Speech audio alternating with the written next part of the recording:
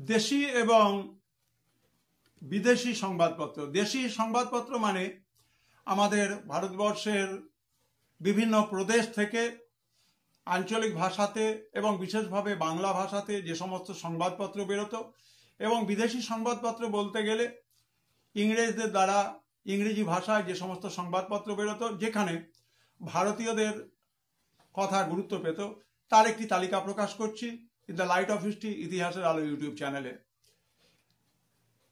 দেশীয় এবং ইংরেজি ভাষায় প্রকাশিত ভারতীয় সংবাদপত্রের মধ্যে সবার প্রথমে নাম করব সম্প্রকাশ 1858 সালের, সুলভ সমাচার বঙ্গদর্শন বঙ্কিমচন্দ্র চট্টোপাধ্যায়ের, আর্য দর্শন কেশরী মহারাষ্ট্র থেকে প্রকাশিত, রাষ্ট্রগোপ্তা গুজরাটি দপ্তরন, হিন্দু পেট্রিয়ট বাংলা থেকে প্রকাশিত 1853, অমৃতবাজার পত্রিকা 1868 সাল, বেঙ্গলি 1862 সাল সুরেন্দ্রনাথ বন্দ্যোপাধ্যায়, বোম্বে টাইমস এবং দি হিন্দু।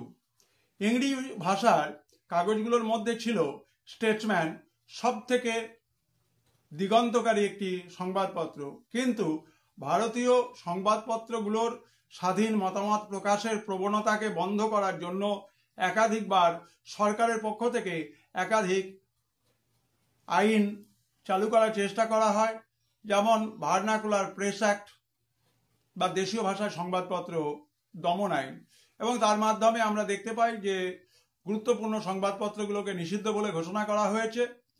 আমাদের যে রাইটার্স বিল্ডিং রয়েছে, সেই রাইটার্স বিল্ডিংয়ে এই সমস্ত নথি আমরা পেতে পারি, যেখানে কিন্তু বঙ্গভঙ্গের সময় যে সমস্ত সংবাদপত্রগুলো বেরিয়েছিল ভারতবর্ষে এবং কিভাবে তার কণ্ঠরোধ করা হয়েছিল সে বিষয়ে কিন্তু আমরা ধারণা পেতে পারি। তোমাদের ভালো লাগলে কমেন্ট বক্সে কমেন্ট করো। সবাই ভালো থেকো।